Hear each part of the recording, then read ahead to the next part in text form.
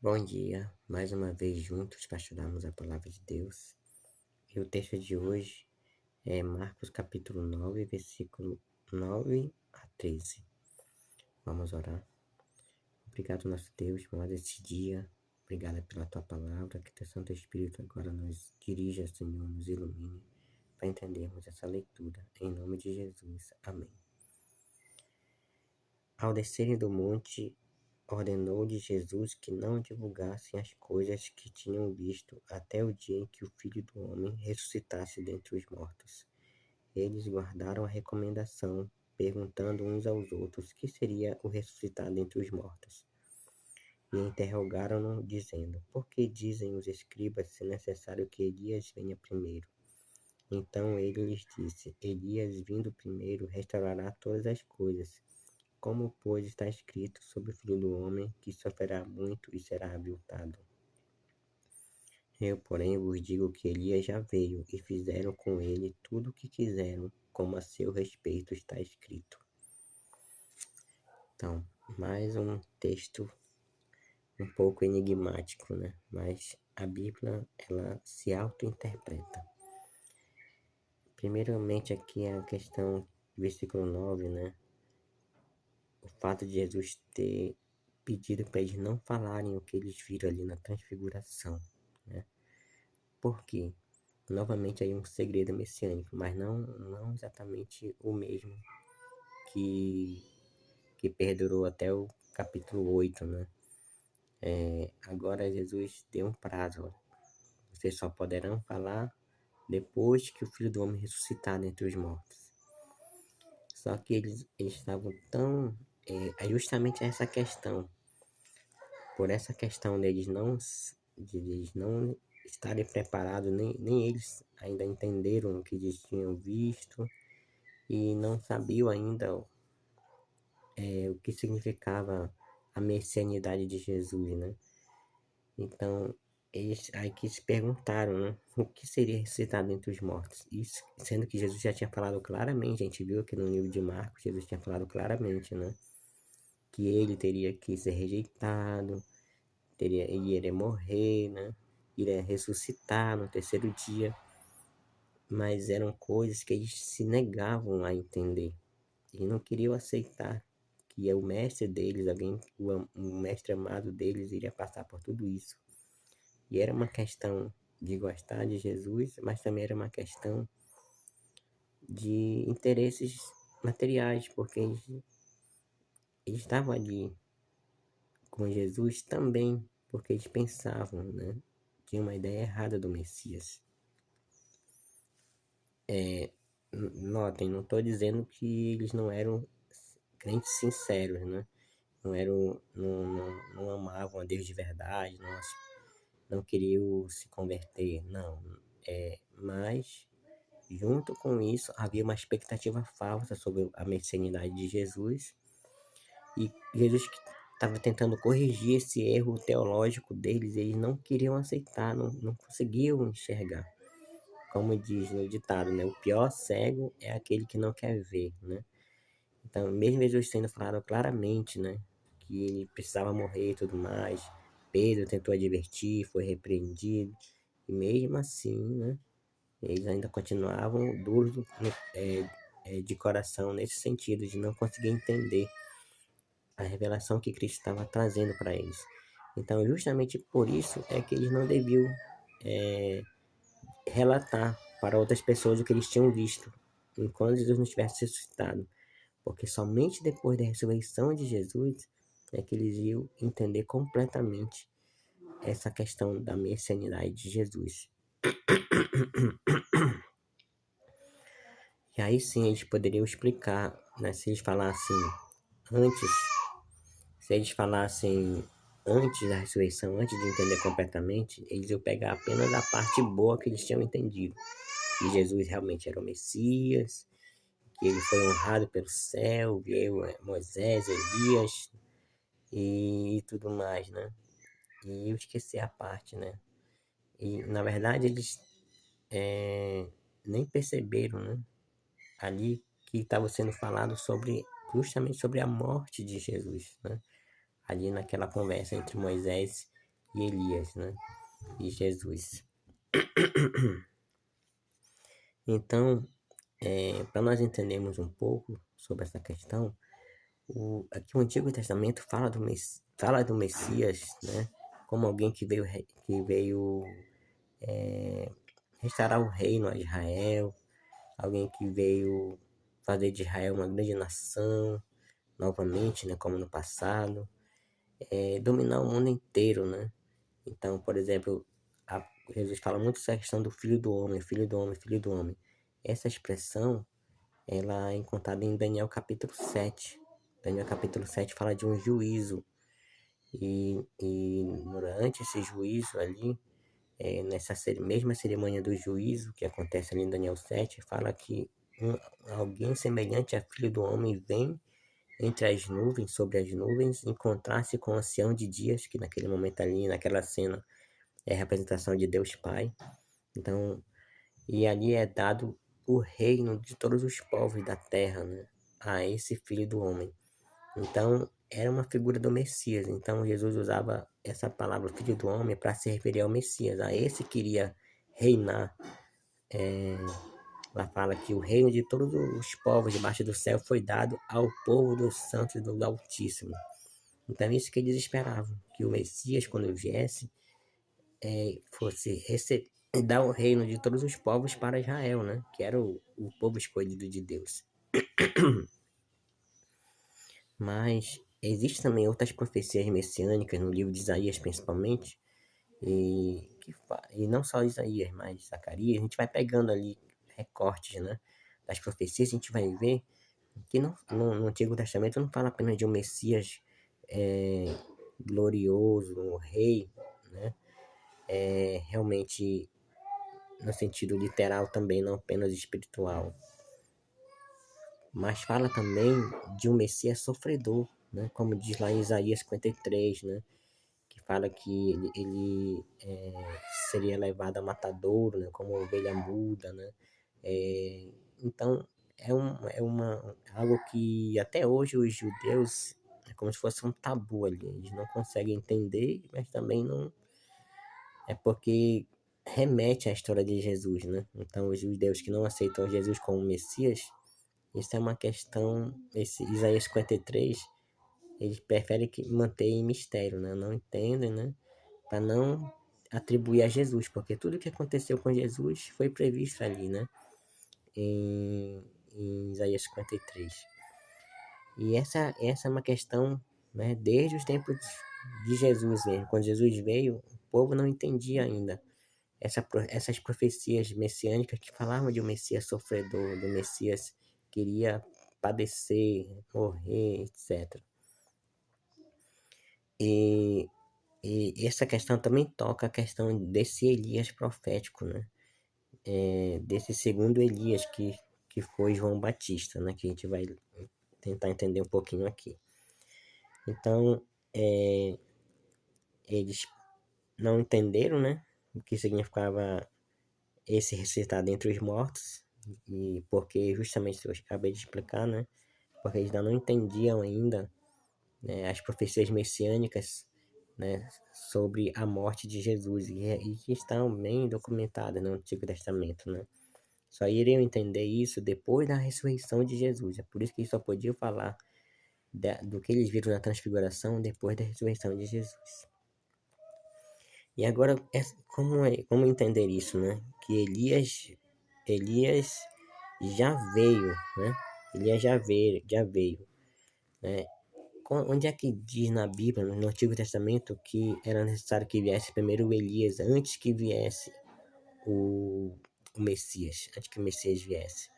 Isso está em Malaquias capítulo 4. Eu quero ler com vocês, porque fica bem explicado, né? Malaquias capítulo 4. Deixa eu achar aqui.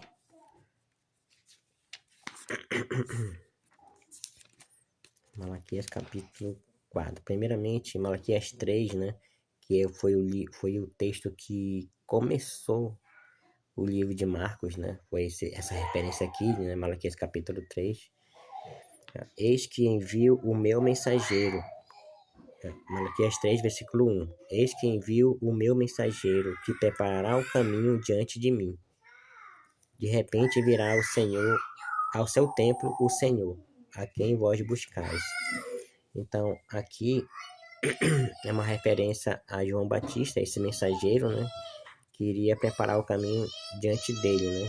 E esse Senhor que viria ao seu templo era o próprio Jesus, que iria entrar ali no templo de Jerusalém, né? Como a gente viu que aconteceu. E o livro de Marcos começa com essa previsão, né? Com essa profecia de Malaquias 3, né? E refere claramente, atribui claramente essa profecia, né? O cumprimento dessa profecia a João Batista. Veja só, vamos relembrar aqui, Marcos capítulo 1, com versículo 2 em diante. Conforme está escrito na profecia de Isaías, eis aí envio diante da tua face o meu mensageiro, o qual preparará o teu caminho. Voz do que clama no deserto. Apesar de falar aqui de Isaías, né? Falar, menciona apenas a profecia de Isaías, né? Voz do que clama no deserto, etc, né? Mas aqui fala do o meu mensageiro, né? Esse meu mensageiro está em Malaquias, né? Agora vamos para Malaquias capítulo 4. Malaquias capítulo 4, versículo 5. Agora Deus fala, né?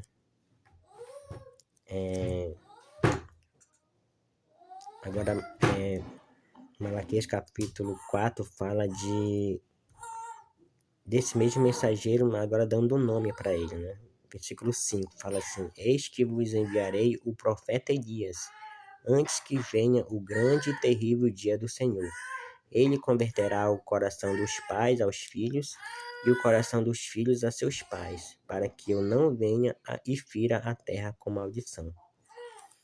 Então, aqui está a profecia, né, de que o Elias deveria vir antes do Messias, né? Só que esse grande e terrível dia do Senhor, né, tem a ver com a vinda do Messias, né? Mas é porque assim, o que não dava para entender totalmente, né, no Antigo Testamento, assim, somente fazer uma leitura muito, um estudo muito profundo e que não foi o caso, né, dos rabis de Israel, né? Eles acabaram deturpando totalmente o estudo, né, das profecias. Então, o que não dava para entender claramente é que a vinda do Messias seria dividida em duas partes, em duas etapas, né? Primeiro ele vinha cumprir seu papel como Salvador de Israel, como Messias sofredor.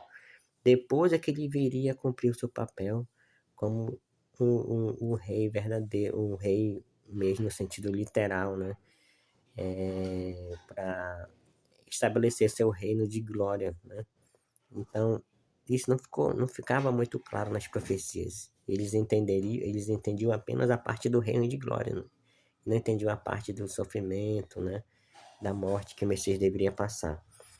E então, assim como nós entendemos hoje claramente que a vinda desse Messias, ela é em duas etapas, assim também esse Elias que fala aqui no versículo 5, também pode ser entendido em duas etapas. E a primeira etapa, esse primeiro, segundo Elias que apareceu, foi João Batista. Isso está claramente explicado nos evangelhos, né?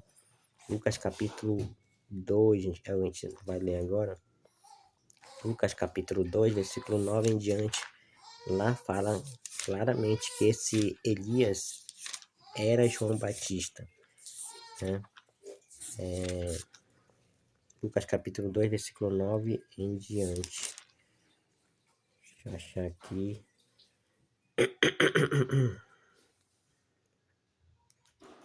Aliás, é capítulo 1, capítulo 1. Lucas capítulo 1, versículo 9 em diante. Fala assim. Segundo... deixa eu ver se é aqui... Não, não é o versículo 9. Deixa eu achar aqui primeiro.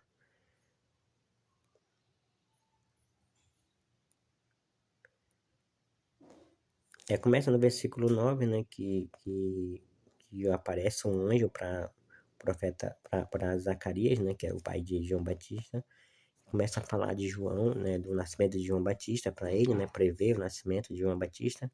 E agora falando do seu ministério, ele diz, né, versículo 15 em diante, fala assim: Pois ele será grande diante do Senhor, não beberá vinho nem bebida forte, será cheio do Espírito Santo, já do ventre materno, e converterá muitos dos filhos de Israel ao Senhor, seu Deus, e irá diante do Senhor no espírito e poder de Elias, para converter o coração dos pais aos filhos, converter os desobedientes à prudência dos justos e habilitar para o Senhor um povo preparado.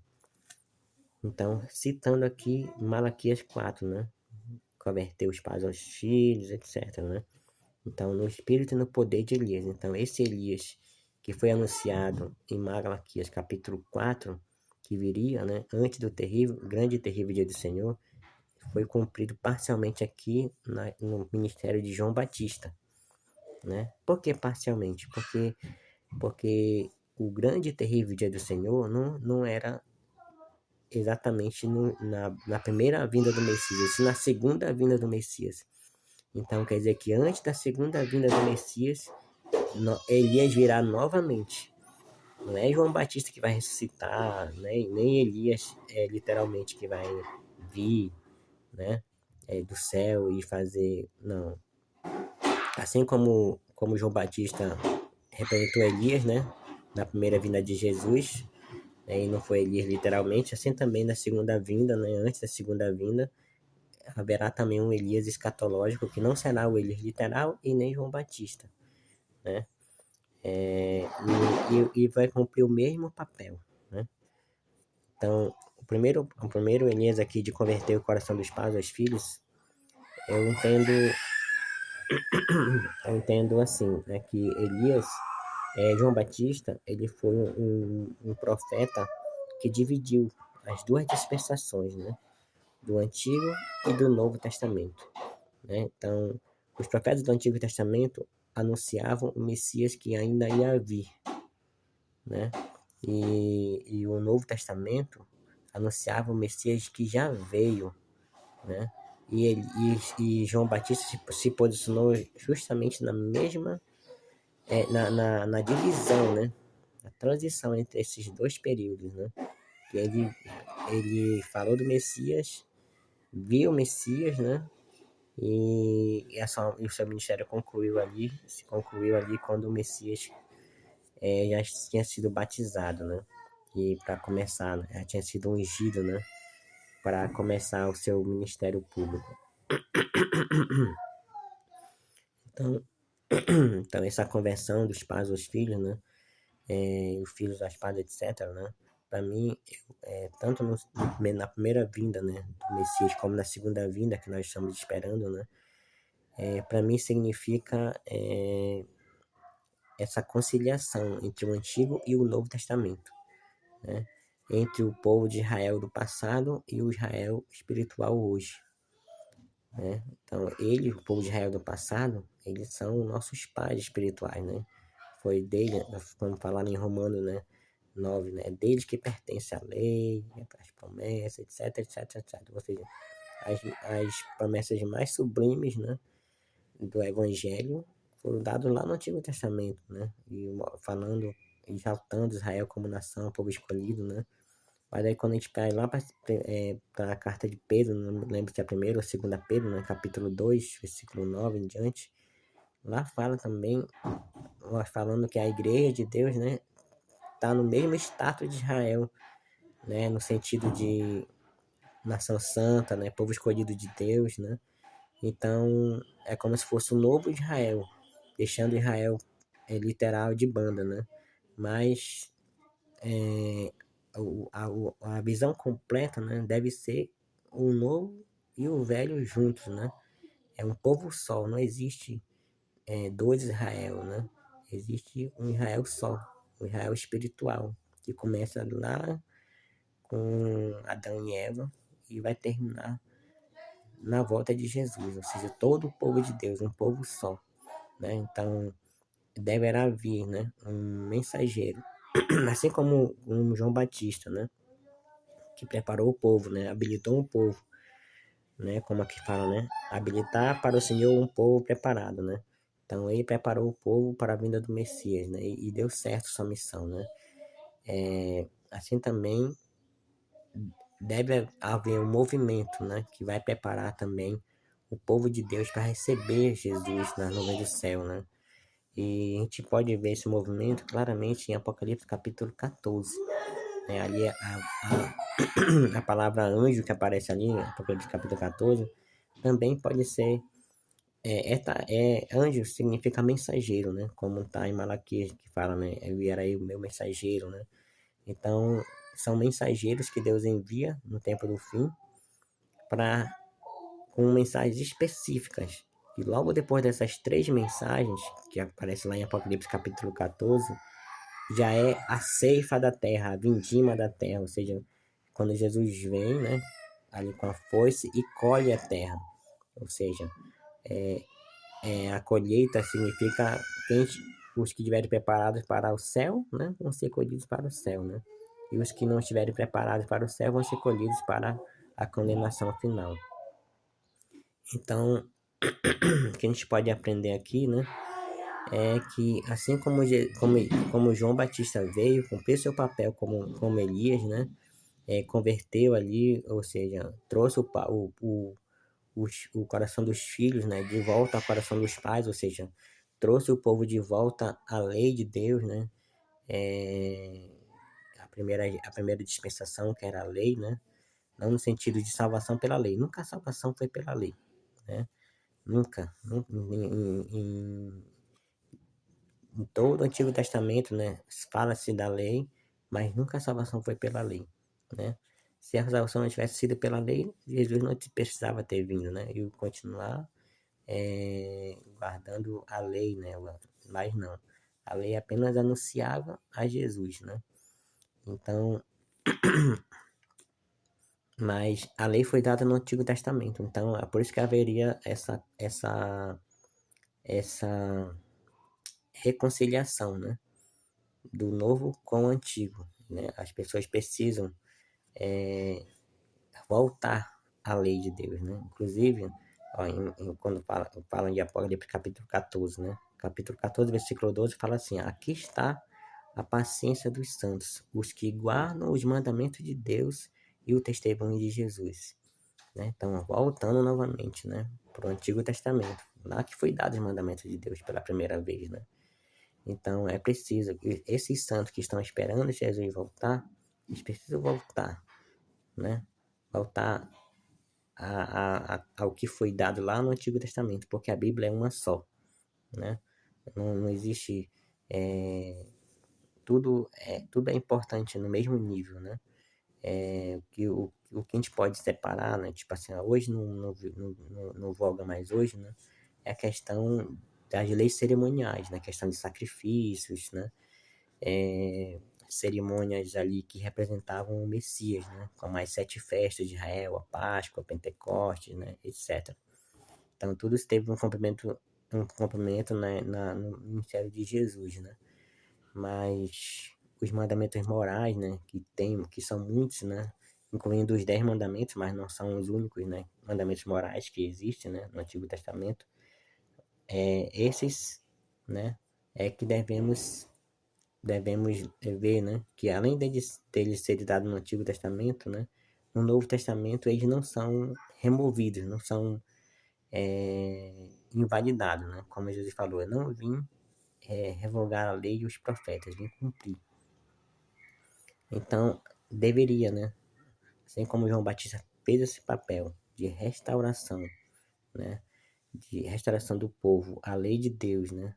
De ligar essas duas dispensações, né? Antigo e Novo Testamento, assim também antes da volta de Jesus. Um novo Elias, né? Um Elias simbólico também, né? Deverá vir, né? Não entendo como uma pessoa só, mas como um movimento religioso, né? Entre os cristãos, entre o povo de Deus, né? Para retornar, né? A lei de Deus, retornar, né? A, aos mandamentos de Deus, né? Como diz lá em Apocalipse capítulo 14, versículo 12, né? E assim, e aí sim, né? Estará completo. Inclusive, é, em Apocalipse capítulo, não lembro, acho que capítulo 11, né? Lá fala sobre duas testemunhas mártires, né? E essas duas testemunhas, quando a gente vai ver as características ali, vai dar para identificar elas como Moisés e Elias, né? Pelas coisas que acontecem ali, né? Que fala sobre elas, né? Dá para identificar como Moisés e Elias. Então, simbolicamente representando Moisés e Elias, né? Então, juntos, né? Fazendo um papel junto, que eu entendo hoje, né? Como o Antigo e o Novo Testamento, né? São duas testemunhas, né? E porque a Moisés representava a lei, né? Elias representava os profetas. Então, naquele tempo, né? Só tinha a Bíblia, né? Estava sendo escrita, o Novo Testamento estava sendo escrito. Então, naquele tempo só existia uma Bíblia, que era o Antigo Testamento, a lei e os profetas, né? Moisés e Elias. E hoje nós temos a Bíblia completa. Então, aquela visão que representava Moisés e Elias representava a Bíblia, né? Que hoje acabou de ser escrita, agora nós temos dois testamentos, né? Então, no caso, o Elias, né? O Elias escatológico do tempo do fim, ele deve levar o povo também para Moisés, né? Porque foi para Moisés que foi dado a lei primeiramente, né? Então, sempre um profeta novo, ele leva o povo a mensagem do profeta anterior, né? Todos os profetas que vieram, né, depois de Moisés, apontavam para o que ele escreveu, né? E assim também nós, né, como igreja, né, como servos de Deus, devemos apontar para o que está escrito, né? Para a palavra de Deus, né? Então, esse é o meu entendimento, né, sobre a questão da vinda de Elias, né? Ele já veio através de João Batista, né? E ele ainda virá, né? Ou quem sabe já esteja presente, né? Porque Jesus está prestes a voltar, né? Então, quem sabe já esteja acontecendo já essa restauração de todas as coisas, né? Que Elias veio fazer, ou seja, a restauração do povo de Deus, a verdade, né? A lei de Deus, né? Não estou falando de lei no sentido de, de lei como, como objeto de salvação, como eu falei. Nunca a salvação foi pela lei. A Bíblia nunca ensinou isso, né? Nem no Antigo Testamento, nem no Novo, né? Sempre a salvação foi pela graça, né? Mediante a fé. Mas a lei tem um papel que devemos observar, né? Não existe, né? Não existe igreja nenhuma que não guarde a lei, que não tenha uma lei, né? Para guardar, né? E agora só precisamos entender, né? Que mandamentos fazem parte dessa lei, deve fazer parte ou não dessa lei. O que diverge, aquelas igrejas divergem, é isso, né? A igreja tal tem uma lei, a igreja fulana tem outra lei, né? Mas todas essas leis são baseadas na Bíblia, né? Então a discussão é o que faz parte dessa lei, né? Para uns, né, inclui umas coisas, exclui outras, né? A outra já exclui tais coisas, já inclui outras, né? Então, para a gente entender o que faz parte dessa lei, a gente tem que ter uma leitura completa das escrituras, né? Essa é a restauração que deve acontecer. Essa restauração da doutrina, né? Conforme está na Bíblia, para que nós possamos ter uma noção, né? E nos preparar, né? Sermos um povo habilitado, né? Para esperar o nosso Senhor. Amém? Então é isso, né?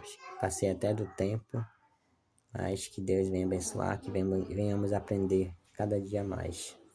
Vamos orar. Obrigado, Senhor, por tudo, dá-nos um bom dia. Fica conosco, nos ajuda a entender mais essas coisas e restaura em nós, Senhor, a tua lei, os teus mandamentos, a tua palavra.